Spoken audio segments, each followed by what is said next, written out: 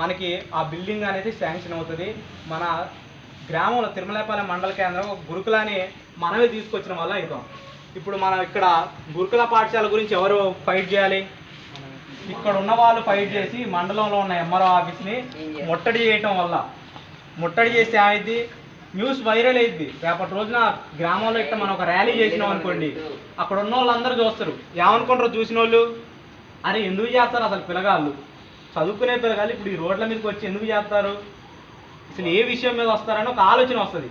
ఇట్నే ర్యాలీలో పోతుంటే ఒక తమ్ముడిని పిలిచి అడుగుతారు, ఏంది నాన్న ర్యాలీ చేస్తున్నావు అని అడుగుతారు. అప్పుడు మనకి ఇక్కడ గురుకులా ఉండాలి, అది నడవట్లేదు, దాని నిర్మాణానికి నిధులు కేటాయించాలని ప్రభుత్వాలను ప్రశ్నించుకుంటూ ఈరోజు మనం ర్యాలీ చేస్తూ ఉన్నాం, లేకపోతే ఇప్పుడు ఎంఆర్ఓ ఆఫీసుని ముట్టడి చేస్తూ ఉన్నాం అని మనం చెప్తాం. అప్పుడు పేరెంట్స్కి ఒక అవగాహన వస్తుంది, అరే మన కాడ ఉండాల్సింది లేదా, మనం కూడా వీళ్ళకి సహకరిద్దామని వాళ్ళు కూడా మన ర్యాలీలో పాల్గొంటారు. లేకపోతే మీ హాస్టల్ ఇప్పుడు మీకు నాణ్యమైన భోజనం అందించట్లేదు, లేదా మెను పాటించట్లేదు, ఎగ్స్ ఏవో సరఫరా చేయట్లేదు, ఏం చేయాలి మనం? వాటిని ఫస్ట్ సార్ ఏంటి సార్ రండా తమ్ముళ్ళు ఇటు ఊరోళ్ళు అసలు ఏంటి సార్ తెలుసులేవు, ఏంటి సార్ అసలు భోజనం ఎందుకు నాణ్యమైన భోజనం అందించట్లేదని ఒకసారి అడగాలి. సార్ ఏం రెస్పాండ్ కాలేదు అనుకో ఏం చేయాలి? అప్పుడు ఏం మాట్లాడకండి తమ్ముడు, ఏం సార్ నాణ్యమైన భోజనం ఎందుకు అందించట్లేదని ఒకసారి అడగాలి. సార్ ఏం రెస్పాండ్ కాలేదు అనుకో అప్పుడు ఏం చేయాలి?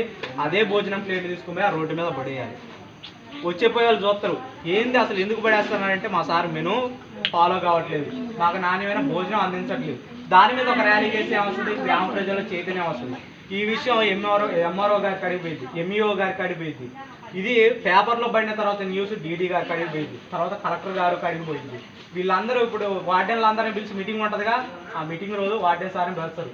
ఏం సార్ మీ కాడ ఇక్కడ ఇష్యూ జరిగింది, పలానా తిరగాళ్ళు ఇట్టు వచ్చి రోడ్డు మీద ధర్నా చేశారు, ఏం కథ ఏం విషయం అని వాళ్ళని అడుగుతారు. ఇప్పుడు వాళ్ళు చెప్తారు సమాధానం.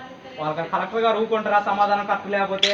ఎందుకు ఫాలో కావట్లేదు ఏం చేస్తారు? అప్పుడు సస్పెండ్ చేయటం, ఇన్నింటి పంపించడం, ఆయన మీద ఏదో ఒక చర్య తీసుకుంటారు. ఆ భయం మనం ధర్నా ఫస్ట్ మనం ప్రశ్నించాలి. సార్ ఎందుకు పెట్టట్లేదు మీరు మాకు నాణ్యమైన భోజనాన్ని ప్రశ్నించిన రోజు ఏమైందంటే సార్కి ఒక ఆలోచన వచ్చింది. తమ్ముళ్ళు వినండి అందరూ, సార్కి ఒక ఆలోచన వచ్చింది, విద్యార్థులు ప్రశ్నించడం మొదలుపెట్టారు, ఇదే విషయం నేను కనుక నాణ్యమైన భోజనం పెట్టకపోతే రేపు ఎస్ఎఫ్ఐ వాళ్ళు ఉన్నారు, వాళ్ళకి అన్నోళ్ళగా చెప్పారంటే వాళ్ళు వస్తారు, వాళ్ళు వచ్చారంటే ఊరుకుంటారా? ర్యాలీకి తీసుకొని పోతారా? విషయం ఎంఆర్ఓ ఆఫీస్కో ఎక్కడనో అక్కడ లేఖ రూపంలో ఏదో ఒకటి చేయడం జరుగుతుంది. లేఖ రూపంలో పోయిందంటే అక్కడ కలెక్టర్ గారు ఊరుకోరు. కాబట్టి సార్కు భయం పుట్టినా సరే మీకు నాణ్యమైన భోజనం అందిస్తారు. సరే ఇప్పుడు మన గవర్నమెంట్ పాలసీస్ గురించి ఆలోచిద్దాం. గవర్నమెంట్ మనకి ఒక ఎగ్గుకి వచ్చేసి 5 రూపీస్ ఇస్తున్నారు. ఈసారి ఎగ్ వేస్తున్నారు అందరికి. ఆ ఎగ్ ఎంత కాస్ట్ ఎవరికైనా ఐడియా ఉందా? లోకల్ ఎగ్ కాస్ట్ ఎంత ఉంది? 7 రూపాయలు. 7 రూపాయలు ఉంది. ఇప్పుడు మిగిలిన 2 రూపీస్ సార్ ఎక్కడి నుండి తేవాలి? ఎక్కడి నుండి తేవాలి సార్? గవర్నమెంట్ వస్తుంది. గవర్నమెంట్ ఇయ్యదుగా. గవర్నమెంట్ ఎగ్కి 5 రూపాయలే ఇస్తుంది. ఇక్కడేం సార్ కొనాలంటే 7 రూపాయలు పడుతుంది. ఆ మిగిలిన 2 రూపాయలు ఎవరు తేవాలి? సారు జీతాల నుండి ఇవ్వాలి. సార్ ఇస్తాడా?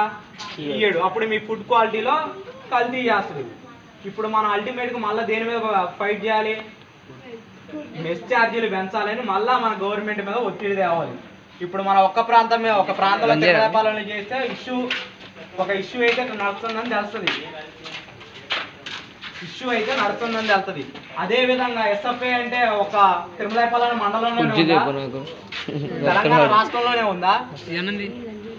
ఇండియా మొత్తం కూడా ఉంది.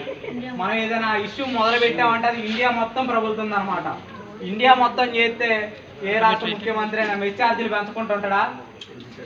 పెంచుతారుగా. ఇప్పుడున్న ప్రస్తుతం మెస్ ఛార్జీలు కూడా ఇంతకు ముందు ఎస్ఎఫ్ఐ అన్నలు తమ్ముళ్ళు ఏనండి, ఇప్పుడు పెంచిన మెస్ ఛార్జీలు కూడా ఇంత ముందు గతంలో ఎస్ఎఫ్ఐ అన్నలందరూ కలిసి సైకిల్ యాత్ర చేశారు.